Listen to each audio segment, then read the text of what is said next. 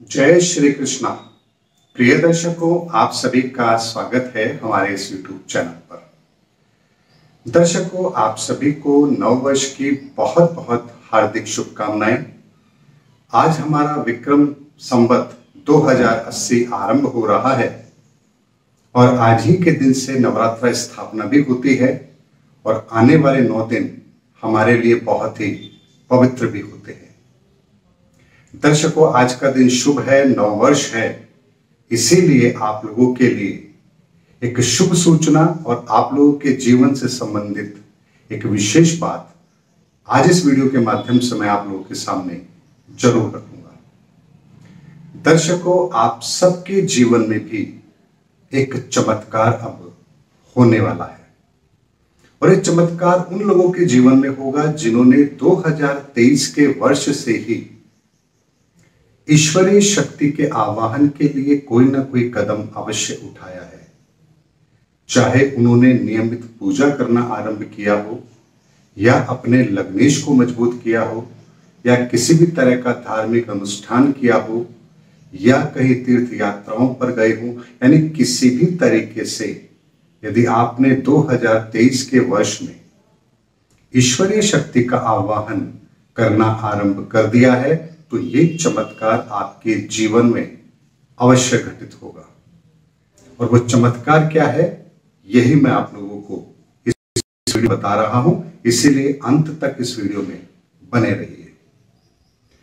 दर्शकों, जनवरी के बाद से जब से आपने दिव्य शक्तियों का आवाहन आरंभ किया होगा तभी से और लगभग शिवरात्रि के पश्चात, यानी शिवरात्रि से लेकर के और आज नवरात्र स्थापना के मध्य की यदि मैं बात करूं, लगभग 1 माह के आसपास का समय है।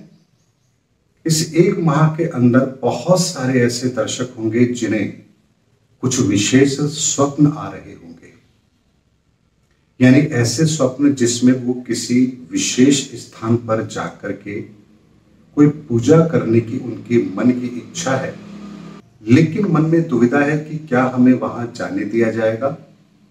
ऐसी ही उनकी भावना है और तभी वो स्वप्न में देखते हैं कि कोई दिव्य शक्ति प्रकट होती है और उन्हें कहती है कि जाओ, तुम्हारी पूजा सफल होगी। और उसके पश्चात वो स्वप्न में ही वहां जाते हैं तो वहां जिनकी भी सेवा है, जो भी पुजारी संत या महात्मा गण वहां मौजूद हैं, वो उन्हें बुलाते हैं और पूजा करने के लिए कहते हैं। कुछ लोगों को इस तरह के स्वप्न आए होंगे या इससे समतुल्य। कुछ लोगों को आएगा कि कोई दिव्य आत्मा, कोई महापुरुष, कोई संत अग्रिम पंक्ति में चल रहे हैं और वो उनके पीछे चल रहे हैं और वो संत, वो दिव्य आत्मा, वो पुण्य आत्मा उन्हें कोई संदेश दे रही है और वो उसकी अनुपालना कर रहे हैं और वो उन्हें युग परिवर्तन के नए दौर में लेकर जा रहे हैं और कह रहे हैं कि चिंता करने की आवश्यकता बिल्कुल भी नहीं है। कुछ लोगों को इस तरह के स्वप्न आएंगे। कुछ लोगों को इस तरह के स्वप्न आएंगे कि किसी प्राचीन मंदिर में वो पहुंच गए हैं। भगवान शिव का वो मंदिर है, खंडर है, दूर दूर तक कोई आदमी नजर नहीं आ रहा है, सांप वहां दिख रहे हैं, मंदिर भी बहुत ही पुराना है, जैसे कोई सैकड़ों सालों से वहां नहीं गया है। और वो उस मंदिर को जाकर के वहां देखते हैं और सर्प भी उनका कुछ नहीं बिगाड़ रहे हैं और ना ही उन्हें सर्प से डर लग रहा है और वहां बैठ करके वो भगवान शिव की पूजा करने लगते हैं। कुछ लोगों को स्वप्न आएगा कि जैसे प्रलय आ गई है, हर तरफ पानी ही पानी है, बहुत से शहर जलमग्न हो गए हैं और उनके पास भी जब इस तरह की प्राकृतिक आपदा आई तो उससे पहले ही कुछ लोगों के साथ वो उस स्थान से निकल गए हैं किसी ऊंचे स्थान के लिए और वो देख रहे हैं कि जैसे जैसे वो ऊंचाई पर पहुंच रहे हैं जल स्तर भी बढ़ता जा रहा है। लेकिन जब वो उस शहर की सबसे ऊंचे स्थान पर पहुंच गए हैं और जल स्तर वहां पर भी आ गया है और उन्हें लगा कि अब बचना मुमकिन नहीं है और तभी वो देखते हैं कि जल स्तर स्टेबल हो गया है और धीरे धीरे पूरा जल स्तर वापस से कम होना आरंभ हो जाता है। और थोड़े समय के बाद जब ये जल प्रलय समाप्त हो जाता है, तब वो वापस नीचे आकर देखते हैं तो पूरा शहर तबाह है और कुछ लोग ही हैं जो उसमें शेष बचे हैं। कुछ लोगों को ऐसे स्वप्न आएंगे, कुछ लोगों को स्वप्न आएंगे कि एक ऐसे आधुनिक शहर के अंदर वो रह रहे हैं जहां हर चीज स्वचालित है, यानी शहर के अंदर कहीं कोई भीड़ भाड़ नहीं है, पूरी तरह से व्यवस्थित शहर है, हरियाली है, पेड़ पौधे हैं, कहीं गंदगी का नामो निशान नहीं है, सुसज्जित शहर है और बाहर का वातावरण भी पूरी तरह से कंट्रोल है। जितनी धूप की आवश्यकता है उतनी ही धूप शहर में दिखाई दे रही है।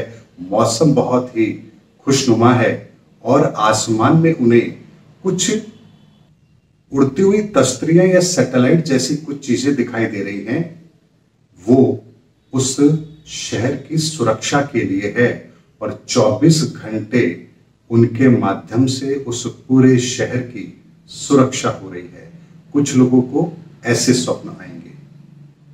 दर्शकों, ये जो भी संकेत आपको मिलेंगे इस बात का प्रमाण है कि आप उन दिव्य आत्माओं में से हैं जिन्हें युग परिवर्तन के आगामी पंक्ति के अंदर, नए युग के अंदर प्रवेश करने का मौका जरूर मिलेगा।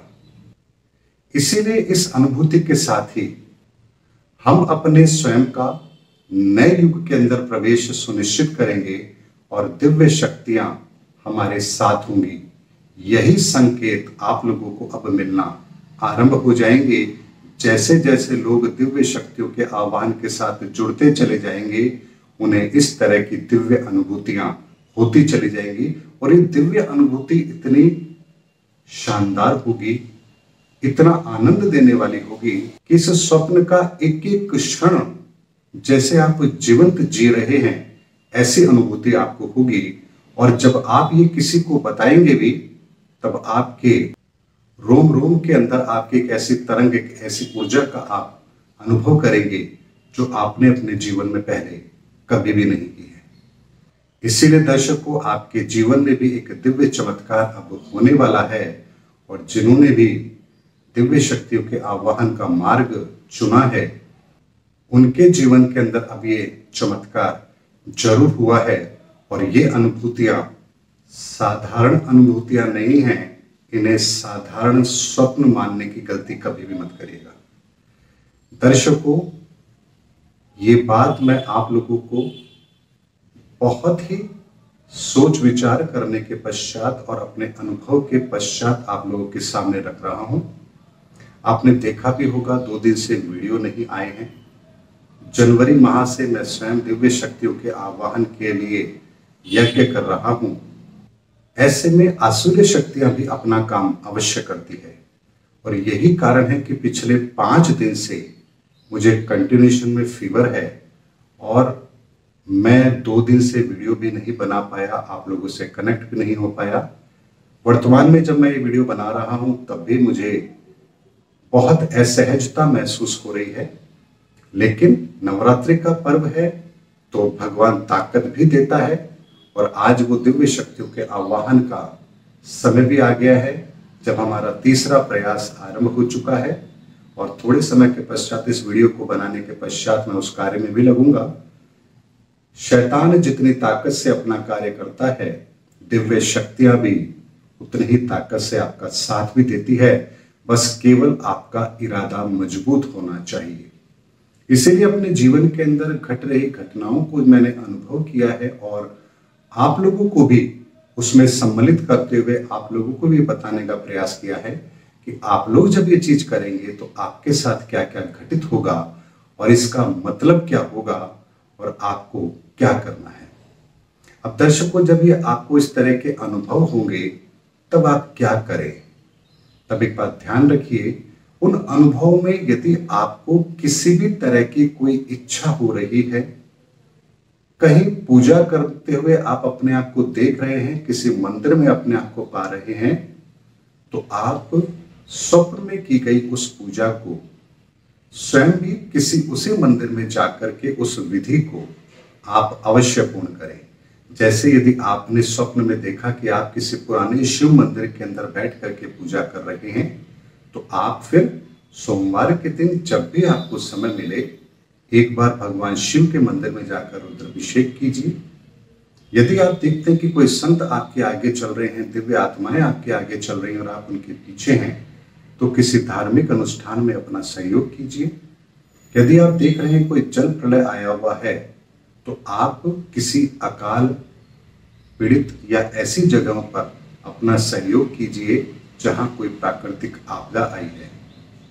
यदि आप देख रहे हैं कि वो सुनियोजित शहर है और वहां सब कुछ व्यवस्थित है, अगर ऐसा कोई स्वप्न है, तो आप किसी विकास के कार्य में, विद्यालय के कार्य में या किसी मंदिर निर्माण के अंदर अपना सहयोग दीजिए। और यदि आपको किसी स्थान विशेष पर पूजा करने के कोई स्वप्न आए हैं, तो वैसा ही कोई स्थान यदि आपके शहर के आसपास हो, तो आप वहां जाकर के पूजा करें। आपकी जीवन के अंदर जिस भी मनोकामना से आपने कार्य आरंभ किया है, ये दिव्य शक्तियों के आवाहन का, वो आपकी अवश्य पूर्ण होगी। दर्शकों, उम्मीद करता हूं मेरा वीडियो ये आज का आपको बहुत ही अच्छा लगा होगा। जनहित में इसे लोगों तक भी पहुंचाइए, स्वयं भी इसका अनुसरण कीजिए और ये अनुभूतियां सिर्फ उन लोगों को होगी जो कहीं ना कहीं दिव्य शक्ति से स्वयं को जोड़ने का प्रयास करेंगे। हर व्यक्ति को ये अनुभूति नहीं होगी। इसलिए अगर ये अनुभूति आपको हो रही है तो समझ जाइए कि आपके प्रयास सफल हुए हैं। मिलते हैं अगले वीडियो के अंदर, तब तक के लिए जय हिंद, जय भारत। माता रानी आप सभी की रक्षा करें।